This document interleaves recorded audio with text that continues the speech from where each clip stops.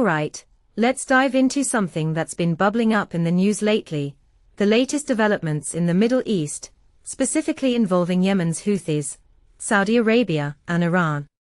Now, before we get into the nitty-gritty, let me just say this: the situation is complex, and it's easy to get lost in the headlines. But personally, I think what makes this really interesting is how it's all interconnected, from drone attacks to diplomatic negotiations, and even the Pentagon's push for more weapons production. It's like watching a high-stakes chess game, where every move has global implications. So, here's the hook: the Houthis, a rebel group backed by Iran, just claimed responsibility for a drone attack on a Saudi Aramco oil facility in Jazan. Now, this isn't the first time they've targeted Saudi infrastructure, but what's striking this time is the timing. It comes right as Iran is making new demands about reopening the Strait of Hormuz and restarting negotiations with the US. Coincidence? I don't think so. From my perspective, this feels like a calculated move to ramp up pressure on multiple fronts. Let's break it down. The Houthis say the attack was in retaliation for Saudi drones breaching Yemeni airspace. But here's the thing: Saudi Arabia hasn't exactly been sitting idle either. They've been involved in Yemen's civil war for years, backing the internationally recognized government against the Houthis. So, this back and forth isn't new, but it's escalating at a time when tensions are already sky high.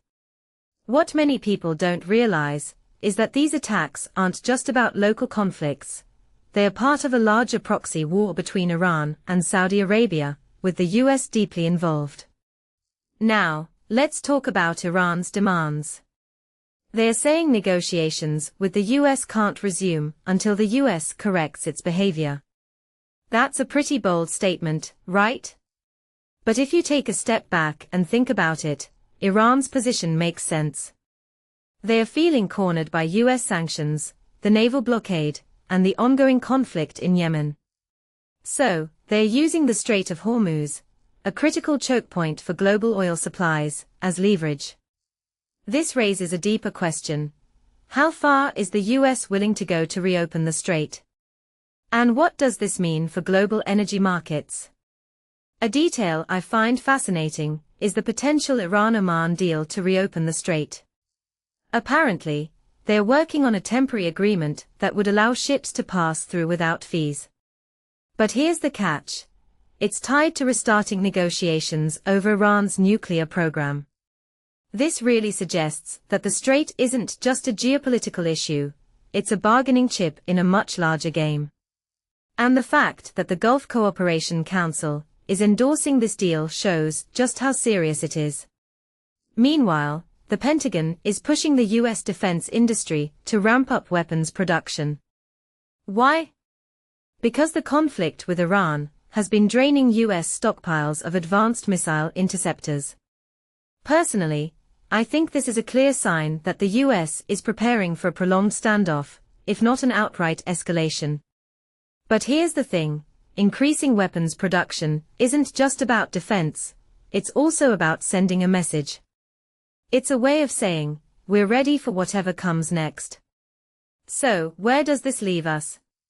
Well, the escalation in Yemen threatens to reignite the civil war, which had been on pause since the 2022 truce.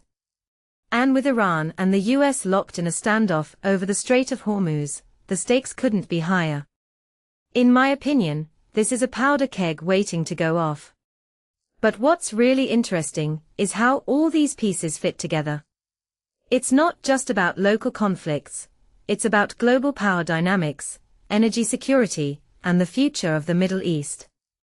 As I wrap this up, I'm left with one big question: can diplomacy defuse this situation, or are we headed for a full-blown crisis? Personally, I think the next few weeks will be critical.